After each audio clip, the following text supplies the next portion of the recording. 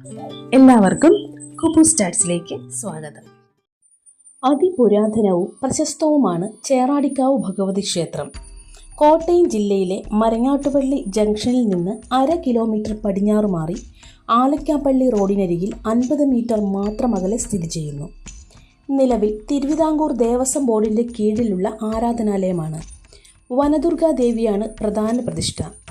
ഭദ്രയുടെയും ശാസ്താവിൻ്റെയും പ്രത്യേക ശ്രീകോവിലുകൾ കൂടാതെ ഗണപതി, ശിവൻ, രക്ഷസ്, യക്ഷി, നാഗരാജാവ്, നാഗയക്ഷി തുടങ്ങി ഉപദേവ പ്രതിഷ്ഠകളുമുണ്ട്.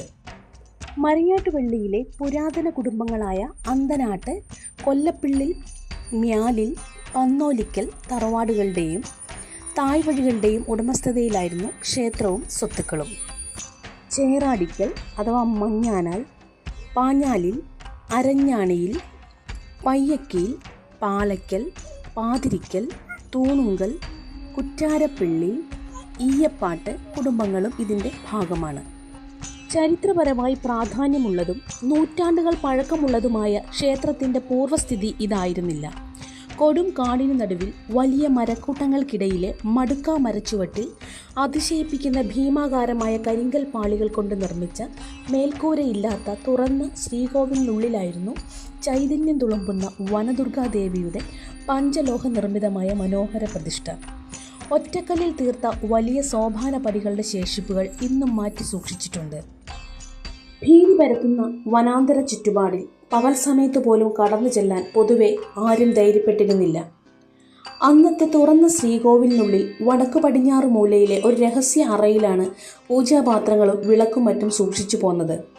എല്ലാ വർഷവും മീനപ്പൂരം ഉത്സവമായി കൊണ്ടാടി. കലങ്കരിക്കൽ വഴിപാടും പൂരമിടിയും പ്രധാന ചടങ്ങുകളായിരുന്നു. പുത്തൻ കലവും ഉണക്കലരിയും ശർക്കരയും വിറകുമായി വിദൂരങ്ങളിൽ നിന്ന് പോലും ഭക്തർ എത്തി.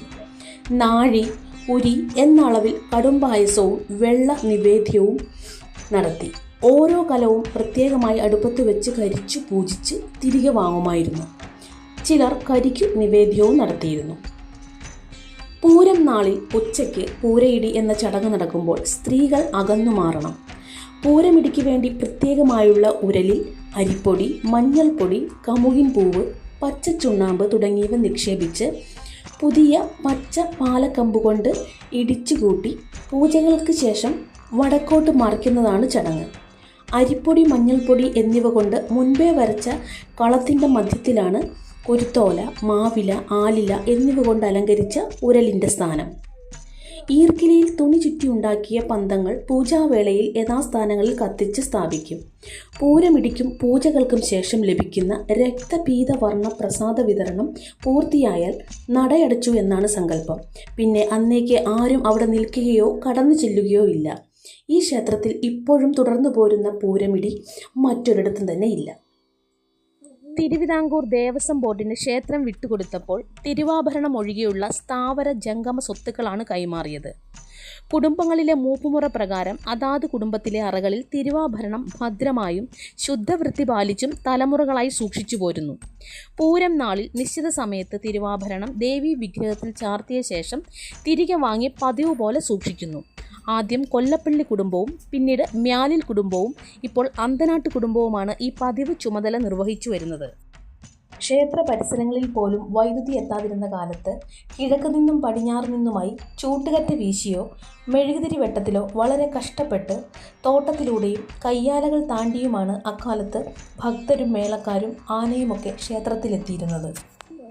ഉത്സവത്തിനെത്തുന്നവർ വഴിപാട് കഴിച്ച് വെള്ള നിവേദ്യം ഉച്ചഭക്ഷണമാക്കി മടുക്കാ മരച്ചുവട്ടിലോ വെയിലും മഴയും ഏൽക്കാതെ കുടപ്പനയോല വെട്ടി താൽക്കാലികമായി ഉണ്ടാക്കിയ പന്തലിലോ വിശ്രമിച്ച് മടങ്ങുന്നു. ഒത്തൊരുമയുടെ ഒരു കാലഘട്ടം എന്ന് തന്നെ പറയാം. അക്കാലത്ത് 60കളിലെ പ്രമുഖ ഓട്ടംതുള്ളൽ കലാകാരനായിരുന്ന മലബാർ രാമൻ നായർ ഇവിടെ പരിപാടി നടത്തിയത് മൈക്കോ സ്റ്റേജോ ഇല്ലാതെ കിഴക്കുവശത്തെ പ്ലാവിൻ ചുവട്ടിലായിരുന്നു. ഉത്സവത്തോടനുബന്ധിച്ച് മതസൗഹാർദ്ദം ഊട്ടിയുറപ്പിക്കാൻ ഉതകും വിധം സാംസ്കാരിക സമ്മേളനവും നടത്തിയിരുന്നു. വനദുർഗയുടെ ചൈതന്യം തുളുമ്പുന്ന ഉഗ്രരൂപമാണ് ക്ഷേത്രപ്രതിഷ്ഠ. ഉഗ്രരൂപിണിയും ക്ഷിപ്രപ്രസാദിയുമായ ഭഗവതി ഭക്തരെ സംബന്ധിച്ചിടത്തോളം വിളിച്ചാൽ വിളിപ്പുറത്തെത്തുന്ന അമ്മയാണ്. ആ നാട്ടുകാർക്കാകട്ടെ അത്ഭുതങ്ങളുടെ ഒരു കലവറയാണ് ഈ ക്ഷേത്രം. കറുത്ത വാവ് ദിവസങ്ങളിൽ അർദ്ധരാത്രി ചേറാടിക്കാവ് ഭഗവതിയും വെള്ളാക്കാവ് ഭഗവതിയും പരസ്പരം സന്ദർശിക്കാൻ തേരോട്ടം നടത്തുന്നതായും സഞ്ചാരമധ്യേ പാറപ്പനാൽ കൊട്ടാരത്തിൽ വിശ്രമിക്കുന്നതായും വിശ്വാസമുണ്ട്. എക്കാലത്തും ഭക്തരുടെ അത്താണിയായി നിലകൊള്ളുന്ന ചേറാടിക്കാവ് ഭഗവതി അമ്മയുടെ പുനഃപ്രതിഷ്ഠ നടന്നത് 1994 പിന്നീട് ഇങ്ങോട്ടുണ്ടായ ക്ഷേത്രത്തിൻ്റെ വികസനം നോക്കുകയാണെങ്കിൽ പ്രധാന ശ്രീകോവില്, ഉപശ്രീകോവിലുകൾ, തിടപ്പള്ളി, നടപ്പന്തൽ, ബലിക്കൽപുര, ചുറ്റുമതിനുള്ളിലെ കിണർ, ആനപ്പന്തൽ, ഊട്ടുപുര, ടോയ്ലറ്റുകൾ തുടങ്ങിയവ ഉൾപ്പെട്ട ക്ഷേത്ര സമുച്ചയമായി ഉയർന്നിട്ടുണ്ട്. 1 ഏക്കറിലധികം വരുന്ന വിശാലമായ ക്ഷേത്രഭൂമിയിലേക്ക് ഇപ്പോൾ റോഡ് സൗകര്യവുമുണ്ട്. ക്ഷേത്രത്തോട് ചേർന്ന് അയ്യപ്പൻ കോവിലുമുണ്ട്. പാറപ്പനാൽ കൊട്ടാരം, ആണ്ടൂർ ശിവക്ഷേത്രം, വെള്ളാക്കാവ് തുടങ്ങിയ ക്ഷേത്രങ്ങളുമായി ചേറാടിക്കാവ് ഭഗവതി ക്ഷേത്രത്തിന് അഭേദ്യമായ ബന്ധമാണുള്ളത്. നിരവധി അത്ഭുതങ്ങൾ നടന്നതായി ഭക്തർ തന്നെ സാക്ഷ്യപ്പെടുത്തിയ ഈ ക്ഷേത്രത്തിൽ ഇപ്പോൾ വിദൂരങ്ങളിൽ നിന്ന് പോലും ആദിപരാശക്തിയായ അമ്മയുടെ അനുഗ്രഹം തേടി ഭക്തർ എത്തുന്നുണ്ട്.